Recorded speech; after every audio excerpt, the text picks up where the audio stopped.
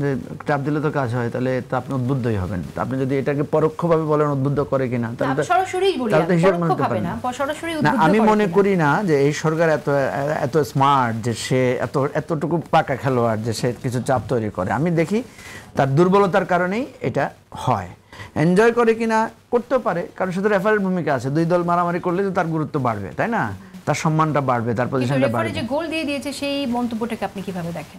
না, আমি মনে করি না।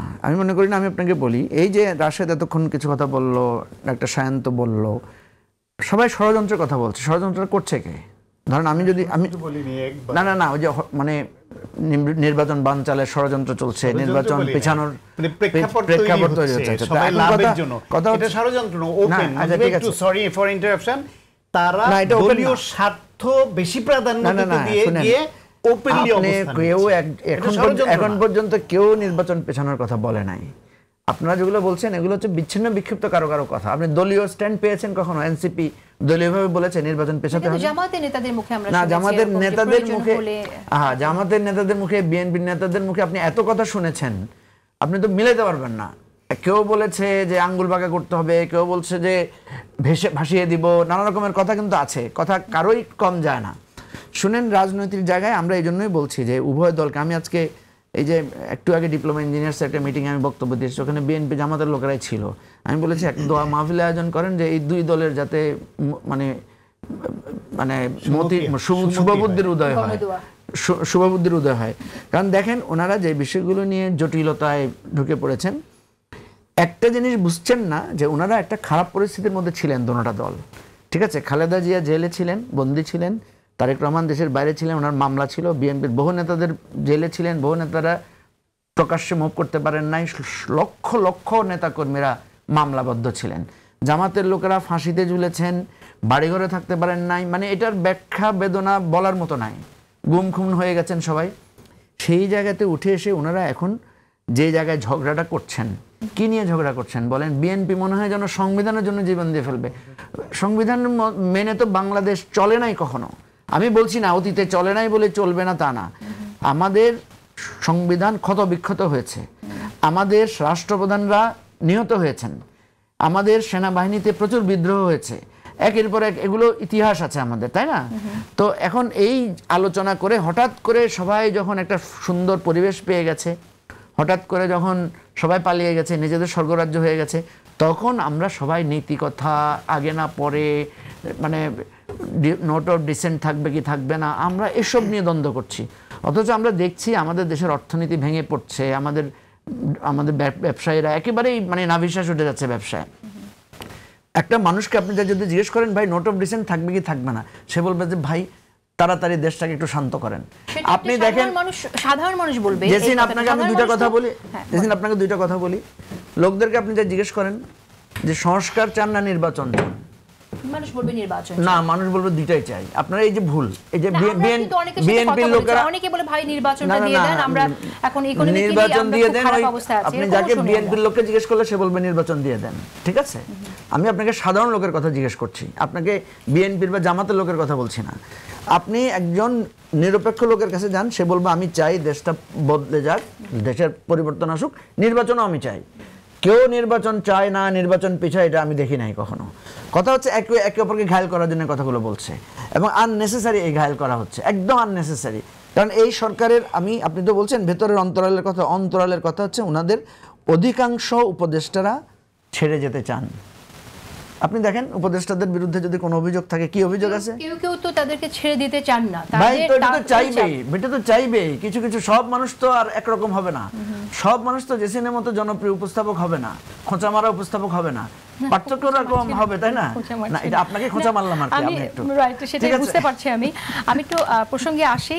সেটা হচ্ছে যে আপনি বলছেন বিএনপি সংবিধানের জন্য জীবন দিয়ে দিচ্ছে, কিন্তু আমরা এখন যে সংকটের মধ্যে আছি সেটা কি আসলে সংবিধানের সংকটের মধ্যে আছি, নাকি জুলাই সনদের বাস্তবায়নটা কিভাবে হবে সেই প্রক্রিয়ার সংকটে আছি? আমরা আসল সংকটে আছি নিয়ে যদি কথা বলি, তাহলে আমরা নতুন যে ক্রাইসিসের মধ্যে আমরা ঢুকে গেছি, সেই ক্রাইসিসটা হচ্ছে গণভোটে নোট অফ ডিসেন্ট থাকবে কিনা, গণভোটে নোট অফ ডিসেন্ট থাকা উচিত কিনা, সেটা আপনার মত কি? আমি একটু খুব সংক্ষেপে যদি আপনি হ্যাঁ নার মধ্যে দিয়ে বলেন। প্রথম কথা হচ্ছে গণভোটে কখনোই নোট অফ ডিসেন্ট বলে কিছু থাকে না।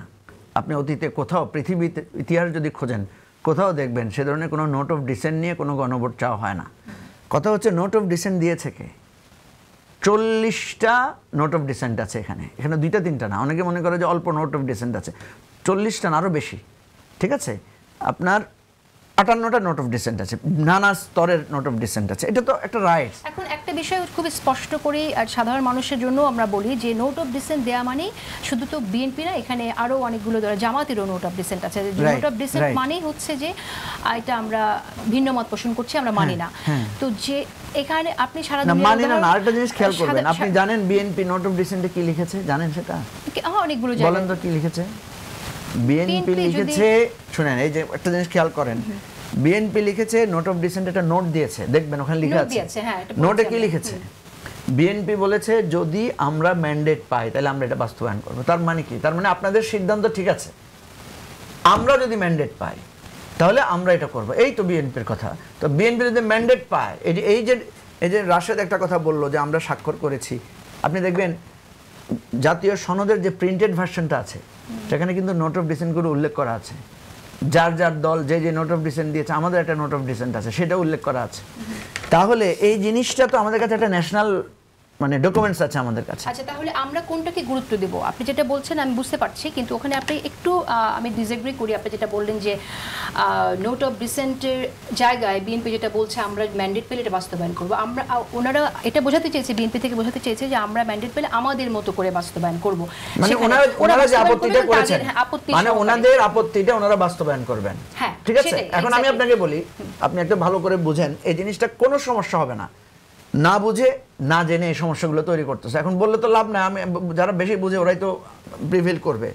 প্রথম কথা হচ্ছে বিএনপি যখন পাবে, ম্যান্ডেট পাবে, ম্যান্ডেট বলতে সে 2/3 মেজরিটি বা যাই হোক সেটা পাবে, এটা কে দিবে? জনগণ দিবে না? জনগণ দিবে। তো তাহলে জনগণ তো তাকে এই ম্যান্ডেটটা দিয়েছে, তাকে একটা ক্ষমতা দিয়েছে যে তুমি তোমার মতো করে করতে পারবা। অ্যাজ ওয়েল এজ ওই জনগণই আবার গণভোটে এটাকে কি করছে?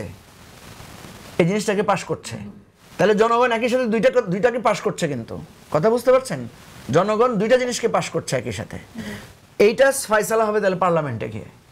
আপনি আমার কথাটা বুঝতে পারছেন? ওকে, তার মানে আপনি বলতে চাইছেন যে জনগণের সার্বভৌমত্ব, যারা ইলেক্টেড হয়ে পার্লামেন্টে যাবে তারা ওভাররাইড করতে পারে গণভোটে যেটা আসলো। কিন্তু আমার না, বিএনপি বলেছে, আবার ওই কথাটা খেয়াল রাখবেন, বিএনপি বলেছে আমরা এটা ইশতেহারে উল্লেখ করব। সেই ইশতেহারের ভিত্তিতে জনগণ যদি আমাদেরকে রায় দেয়, ইশতেহারে কিন্তু লিখতে হবে তাকে যে আমি প্রধানমন্ত্রী ডাবল ক্ষমতা চাই না, আমি এটা চাই না, সেটা চাই না, এগুলো কিন্তু ইশতেহারে লিখতে হবে। ইশতেহারে না লিখলে কিন্তু হবে না তার। এটা তার কথা অনুসারে সে লিখেছে ইশতেহারে আমরা এটা উল্লেখ করব, এবং জনগণের যদি আমরা ম্যান্ডেট পাই তাহলে আমরা আমাদের মতো করে বাস্তবায়ন করব। ওনারা যে নোট অফ ডিসেন্টটা দিয়েছে, আচ্ছা বুঝলাম আমি, কিন্তু এই যে গণভোটে নোট অফ ডিসেন্টটা থাকবে না, এটা কি বিএনপিকে আগে জানানো যেত না? না, শুনেন আমি আপনাকে বলি, এই যে আলোচনাগুলো কিন্তু ওখানে হয়েছে, আগে জানানো। আপনার খেয়াল আছে ডক্টর বদিউল আলম মজুমদার একটা কথা বলেছেন, কি বলেছেন? উনি বলেছেন এক সময় সত্যটা প্রকাশিত হবে। উনি তো আমাকে বলেছেন যে আমরা জানিয়েছি বিএনপিকে, ঠিক আছে? এখন কথাটা হচ্ছে সরকার তো একটা বক্তব্য রাখবে, সরকার কিন্তু এখনো বক্তব্য দিচ্ছে না। আমরা সাধারণভাবে যেটা বুঝি, আমরা 4 জনে একটা সিদ্ধান্ত নিতে বসেছি। মানে আপনি বলতে চাইছেন যে বিএনপিকে এটা জানানো হয়েছিল যে গণভোটে নোট অফ ডিসেন্ট, না ওখানে আলোচনা হয়েছে। আমরা নোট অফ ডিসেন্ট, এই যে দেখেন এই জিনিসগুলো তো মানুষকে জানানো হয় না, আমরা সেখানে আউট অফ দি বক্স আলোচনা করেছি, নেগোশিয়েট করেছি। বিএনপিকে বলেছি আপনারা অনেকগুলো নোট অফ ডিসেন্ট দিয়েছেন, বা আপনাদেরগুলো আমরা মানবো, আপনারা একটা মানেন। আমরা ওনাদেরকে বলেছি আপনারা আপার হাউসের পিয়ারটা মানেন, ঠিক আছে? আমরা লাস্ট এই যে আপনি বলছেন আমরা নেগোসিয়েশন করে, আমাকে তো গালি দিচ্ছেন বারবার যে মধ্যস্থতাকারী হিসেবে, আমরা এটা বলেছি, আমরা বলেছি ভাই শোনেন না, আমরা বলেছি যে বিএনপি একটু ছাড় দেন, আপনারা আপার হাউস পিয়ারের বিষয়টা মেনে নেন, আর জামাতকে বলেছি আপনারা ছাড় দেন, ইলেকশনটা একই সাথে করি আমরা।